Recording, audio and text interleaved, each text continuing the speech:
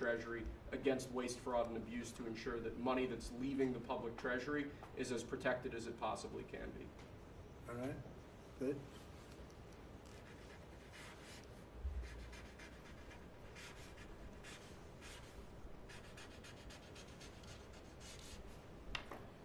Many of these things should have taken place decades ago or longer. Lastly, sir, we have an executive order for your attention on the very important subject of election integrity. We believe that this executive order is the farthest reaching executive action taken in the history of the Republic to secure our elections. Among numerous other aspects of this executive order, this is going to cut down on illegal immigrants on the voter rolls, ensure that the Department of Homeland Security and the data that they have available is being fully weaponized to ensure that illegal immigrants aren't voting. This will include a citizenship question on the federal voting form for the first time. This executive order instructs the EAC to cut federal funding to states that don't take reasonable steps to secure their election.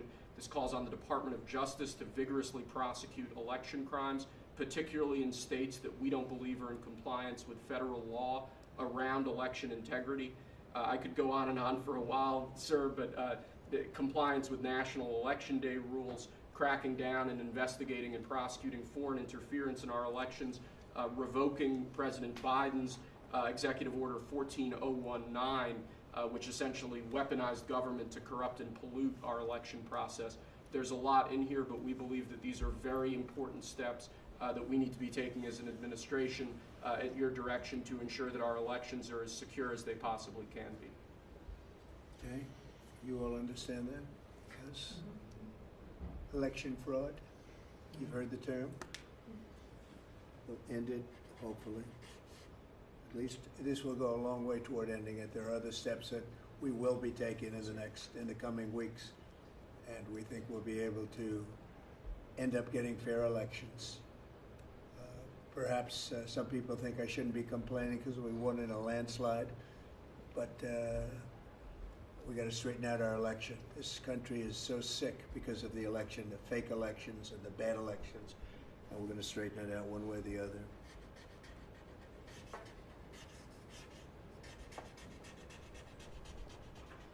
And it's an honor to sign this one. To sign all of them, but to sign this one is a great honor.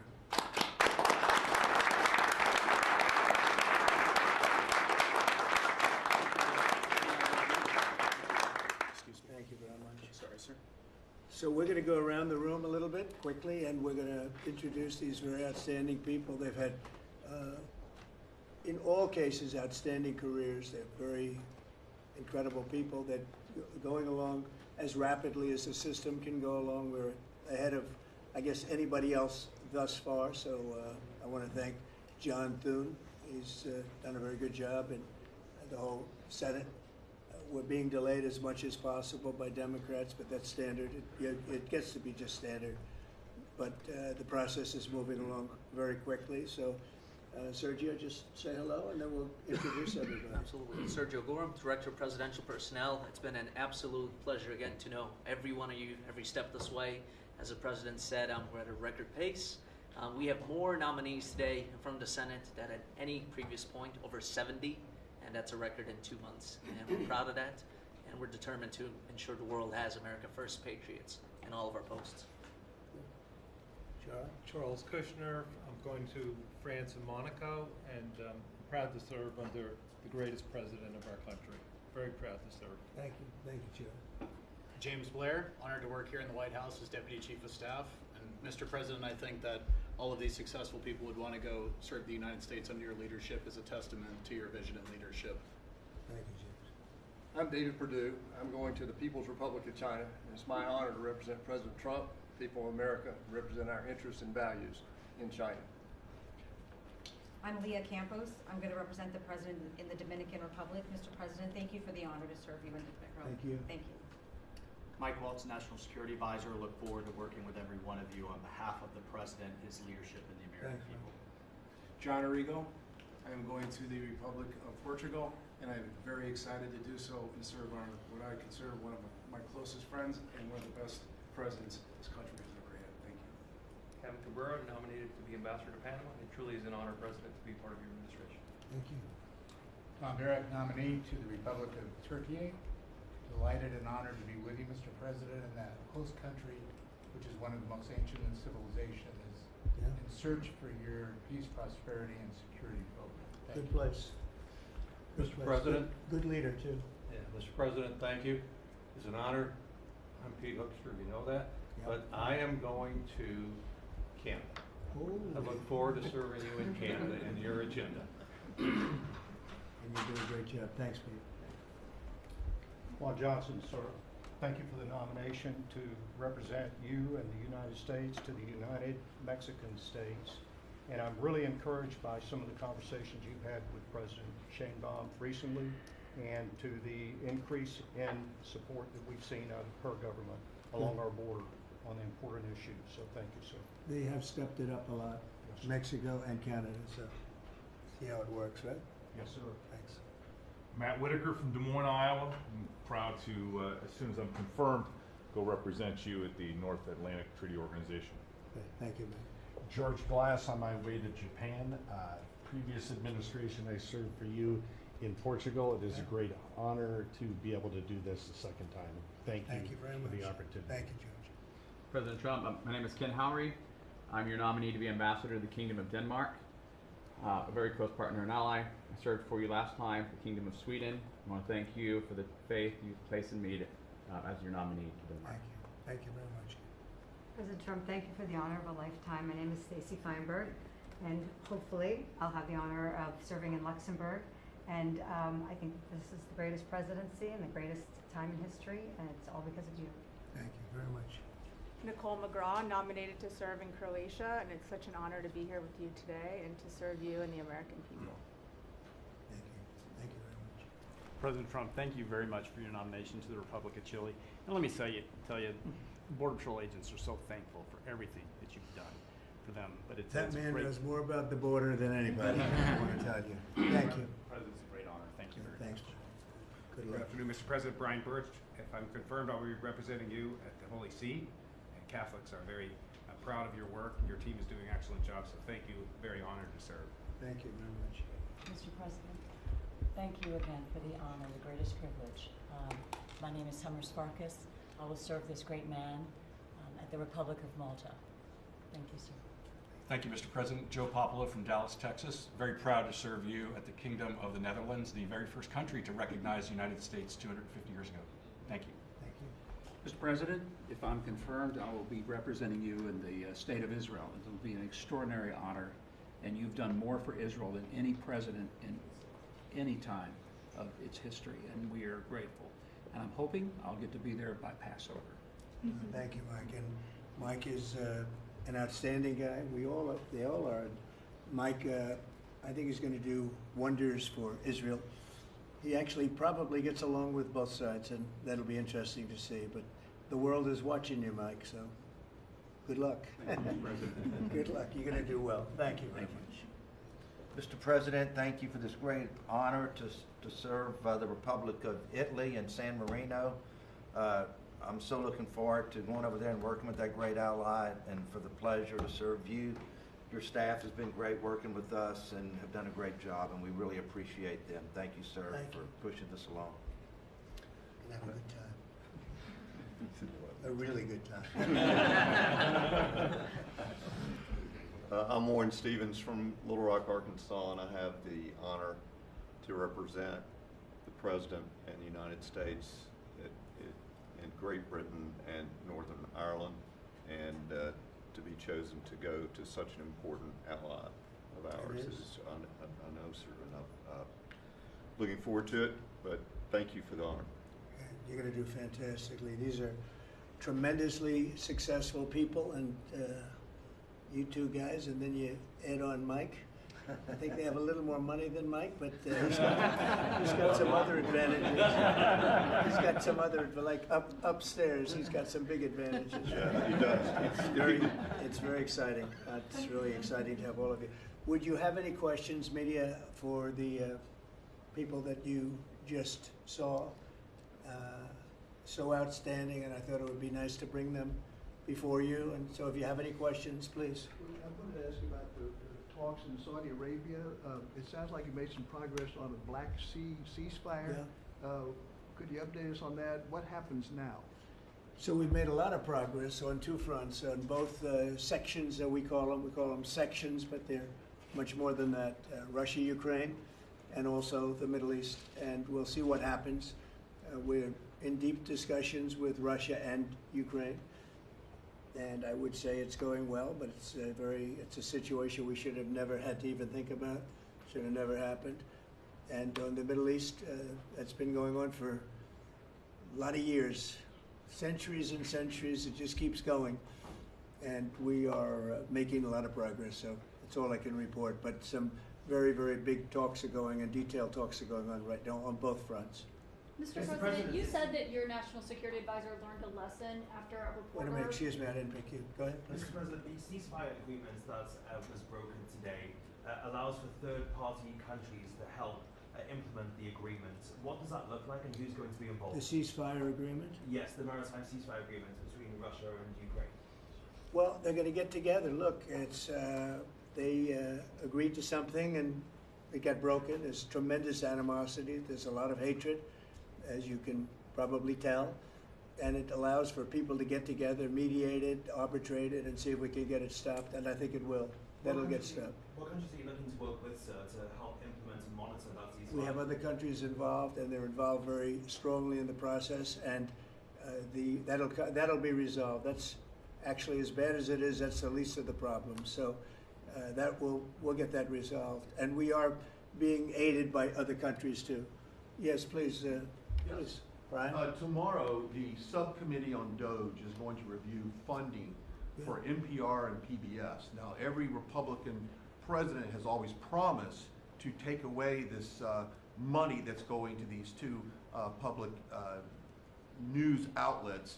If they're successful, I know Senator Kennedy has backed it, Marjorie Taylor Greene in Congress has backed it. Would you be interested in defunding and taking away taxpayer dollars to NPR and PBS? Well, I would love to do that. I think it's very unfair. It's been very biased, the whole group. I mean, a whole group of them. And frankly, there's plenty look at all the media you have right now. There's plenty of coverage. I was from a different age, and they spend more money than any other network of its type ever conceived. So the kind of money that's being wasted, and it's a very biased view, you know that better than anybody. And I'd be honored to see it end. We're well covered. Look at all the people that we have here today. We're well covered, and we don't need it, and it's a waste of money, especially. I don't even know what DOJ's recommendation is. I assume their recommendation is to close them up. Well, after they hear all the testimony, I think they're going to make a decision relatively sooner than later. Yeah. But we'll see what that turns out. I can't imagine that they wouldn't, because they have found so much waste, fraud, and abuse, hundreds of billions of dollars, and just waste, fraud, abuse. You heard yesterday some of the new things that were found. 22 billion just in environment, billion. You know, if you had 22 million, Warren, it would be nice, but 22 billion put into environmental accounts. One was 2 billion into one account, Stacey Abrams, where they had $100 in the account. And just before I came in, they put $2 billion. And you guys are looking, so you mean 2 million or maybe 200,000? No, $2 billion were put in the account. What do you think of that, Mike? Do you think that's a straight deal? 2 billion? Just write me the check, Mr. President. I'll take it to Israel. It's a horrible thing, and we have so many of those things. So they've done an incredible job, and the country wants to hear it. I think DOGE is actually very popular because of what's happening. They're hearing about all of these scams and for big, big money, tremendous amount. And when you add it up, just hundreds of billions of dollars being wasted, and much of it's fraud. You know, we talk about waste, and it is waste and abuse, but a lot of it's fraud Can I too. follow up on something? Yeah, go ahead, Brian. I just want to follow up on that. If Planned Parenthood is defunded, would you look into the harvesting of baby organs that they've done throughout the years and maybe go after some criminal prosecution on that? Well, I think you're talking about a subject that is a heated subject, and we'll look into it. We're going to look into everything, but that's certainly a subject that's been debated for a long time, and we will look into it, yeah. Mr. President, Some senators have expressed hope that the White House will support a rescission package to codify some of the DOJ cuts into law. Where does the White House stand on that? And are you making progress? The which on that? package? A rescission package to codify some of the DOJ cuts into law. You know what? It would be great. I think we're going to do that. I think they're going to do it. I think we're also going to be codifying a lot of the executive orders that we've done, which have been very popular. And we're looking at one, I will tell you right now, that I think perhaps will be controversial, but not with the people, and that's sanctuary cities. We're going to end sanctuary cities for some of these jurisdictions that aren't cooperating with law enforcement. They're guarding criminals. They're taking the rights away from the citizens of their state and their city.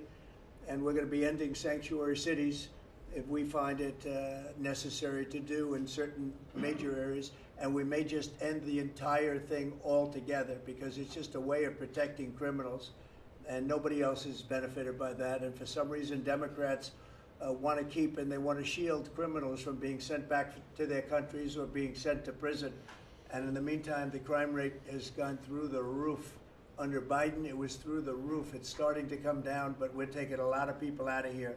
So we may be presenting you very shortly with a executive order ending sanctuary cities. Mr. President, are you going to change any of the practices that your national security officials used after a reporter was inadvertently added to a group chat about attacks on Yemen?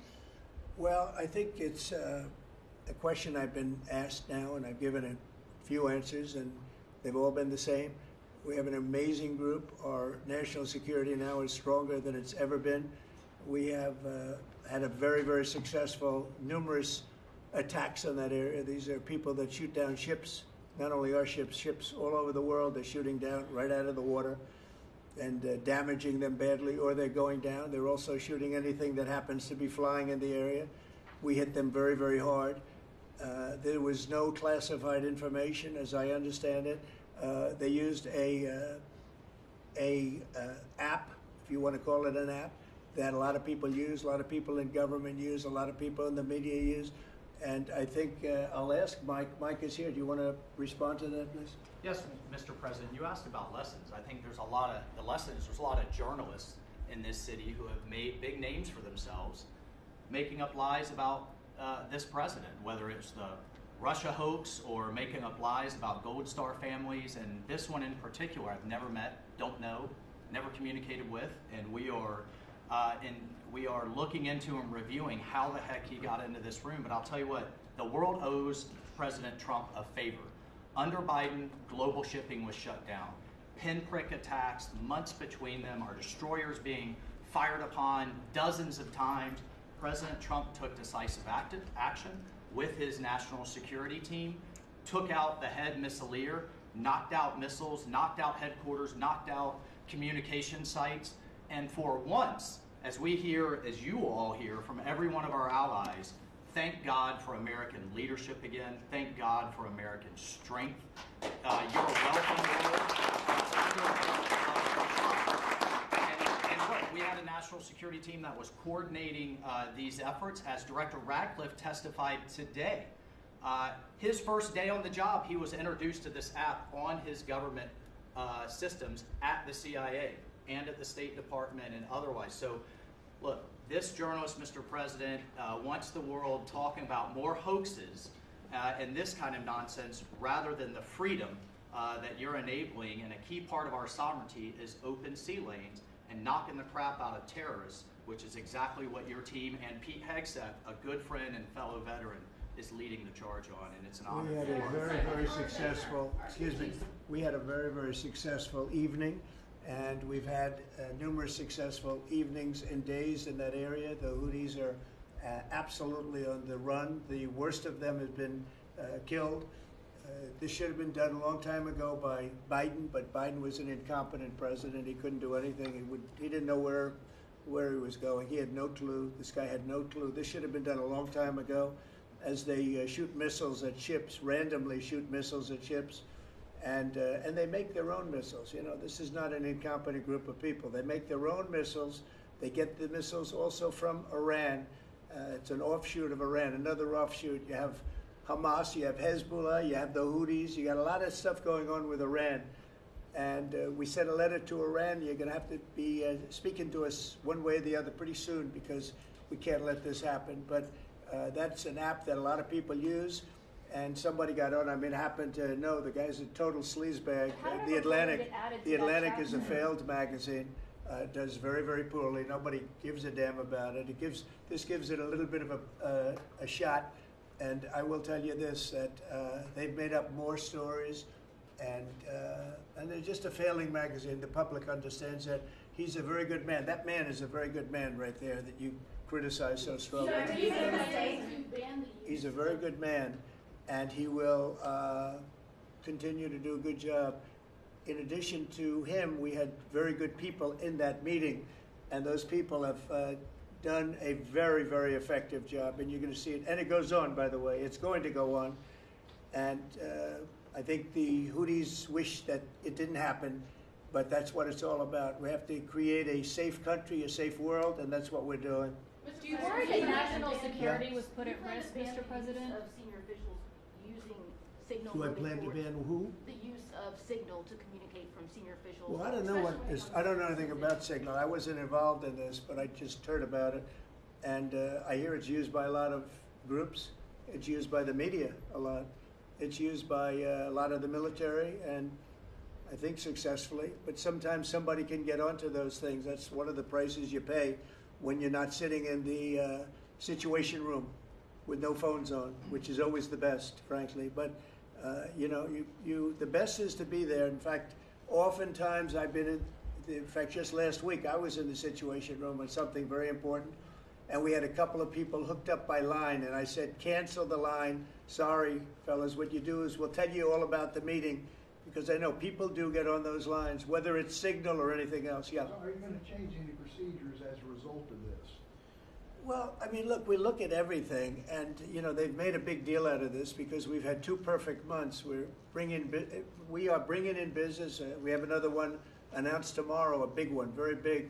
Like in the history of our country, nobody's ever seen anything like it. And I think probably a lot of people are saying they started by saying it was the greatest first month that a president has ever had, and I think that's true.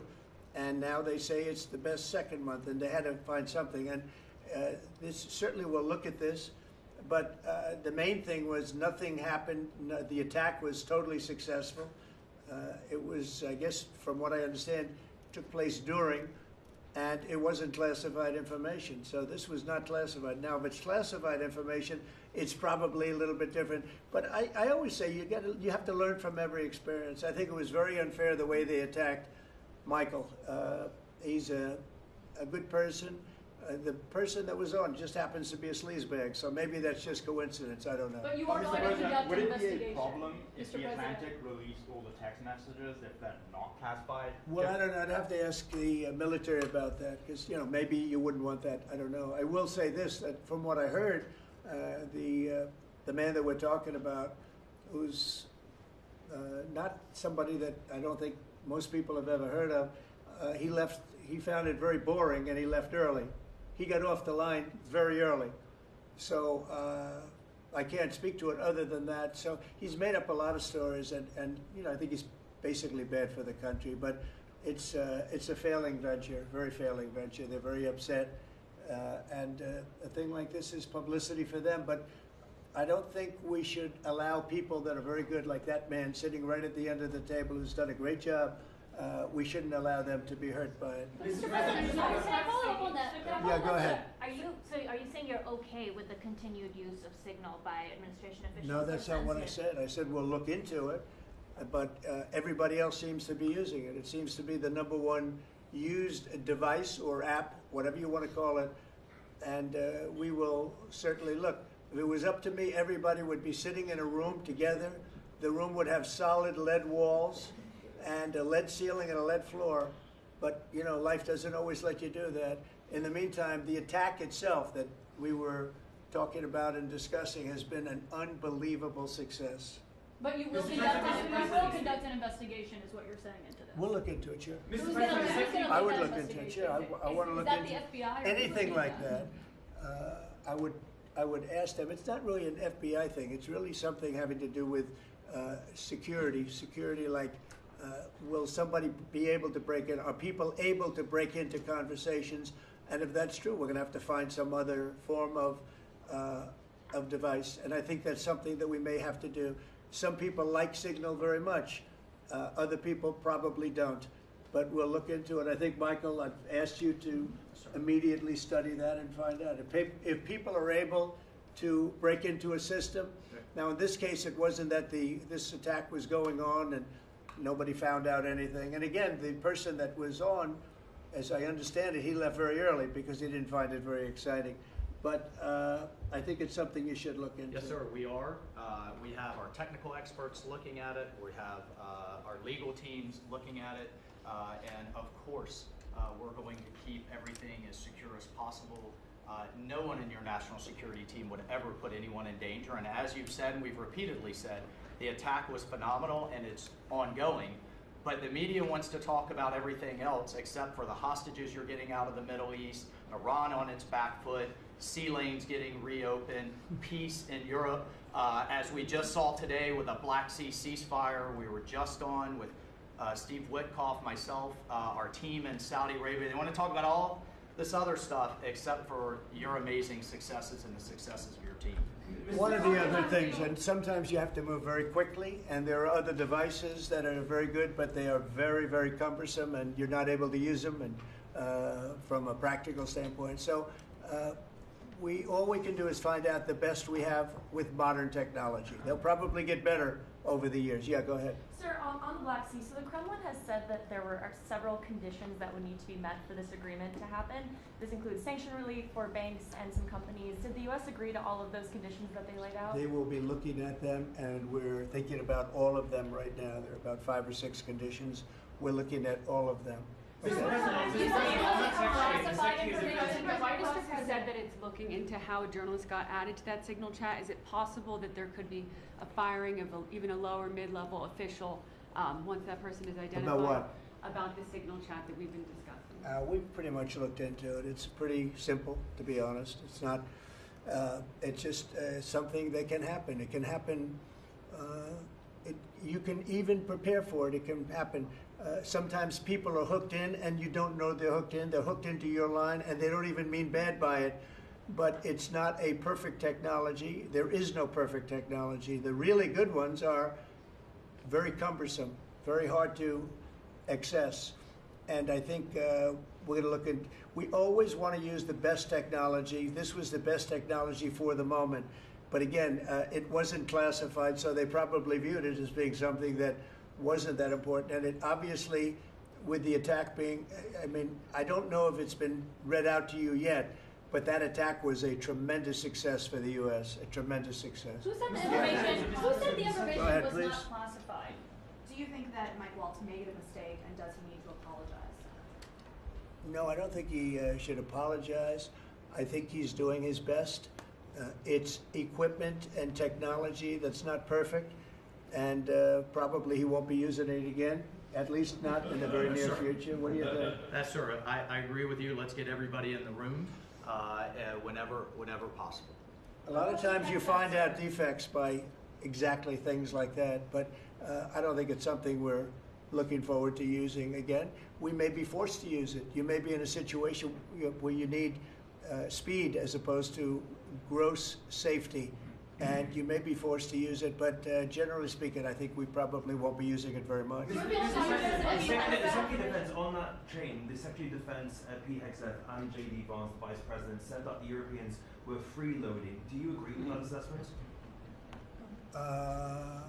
Do you really want me to answer? Yes, sir.